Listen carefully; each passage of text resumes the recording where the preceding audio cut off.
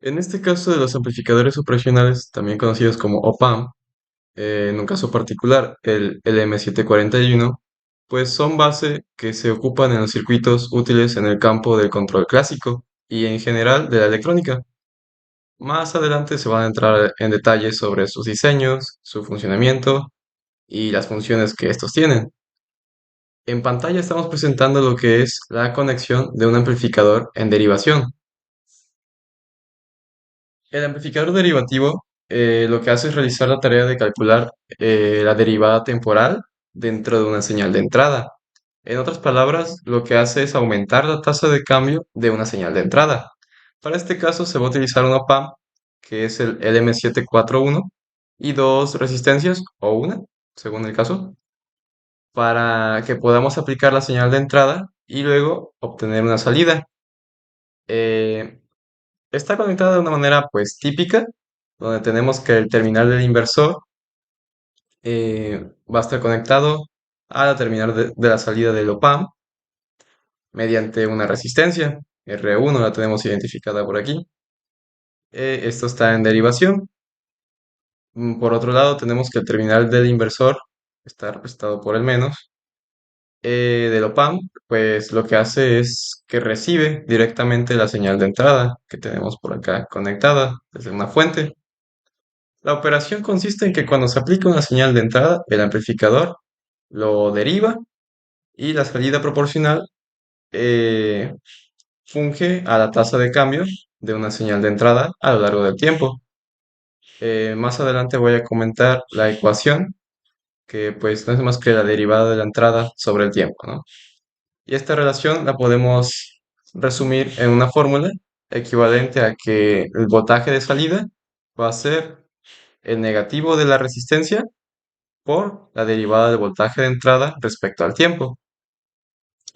Eh, Tener en cuenta que en sistemas de control, por ejemplo, de velocidad de motores, es donde podemos aumentar la señal de retroalimentación, o es decir, el cambio de la velocidad para cambiar el control. Con esto, pues puedes medir cambios rápidos de señales en sistemas de análisis de señales, como los utilizados en el proceso de señales biomédicas, por decir un ejemplo. Para la simulación, vamos a ocupar el programa Proteus. Aquí está el diagrama de todo el circuito conectado. Tenemos lo que es un generador de onda y aquí un oscilador para poder analizarlo. Vamos a correr la simulación. Ya con el programa en simulación, pues tenemos en cuenta que el amplificador en derivación lo que hace es reducir el ruido de la frecuencia de los componentes, ¿no? Esto puede resultar beneficioso para algunas aplicaciones relacionadas, por ejemplo, con las comunicaciones, con la electrónica de señales o también en los sistemas de control de un movimiento, por ejemplo, lo que les comentaba de los motores, o también sistemas de seguimiento, ¿no?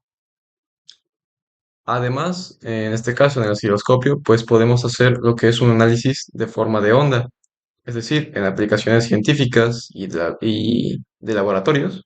El amplificador en derivación lo que hace es utilizar estas ondas examinando su forma para ver la complejidad de las ondas, de las señales, como puede verse afectadas las ondas de radio o las ondas biomédicas que les comentaba anteriormente.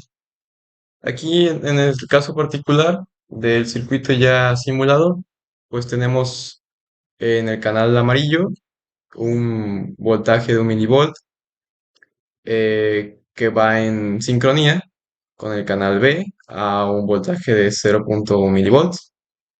Esto nada más es para representar lo que son las señales de entrada y cómo vemos oscilar su frecuencia entre ellos. Podemos acercarnos un poco en la simulación, vemos su longitud de onda, así como su comportamiento, ¿no?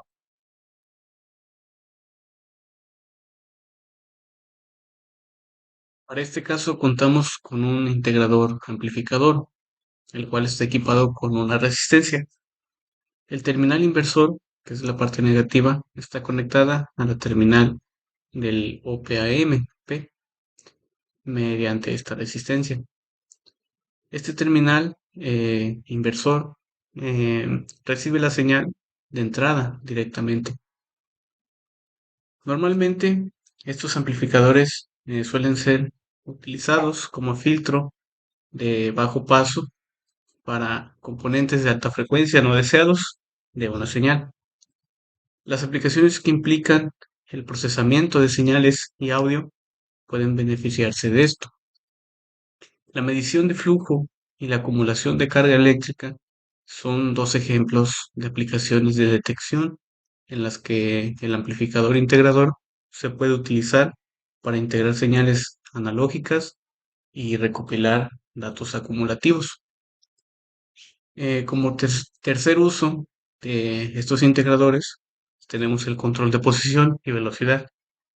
En los sistemas de control, particularmente en los controladores PID, el amplificador integrador se utiliza para controlar la posición o velocidad de un sistema, por ejemplo, en sistemas de control de motores.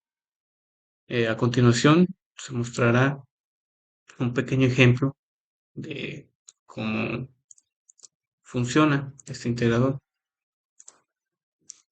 Bueno, pues aquí contamos con eh, dos datos lineales, los cuales haremos que oscilen.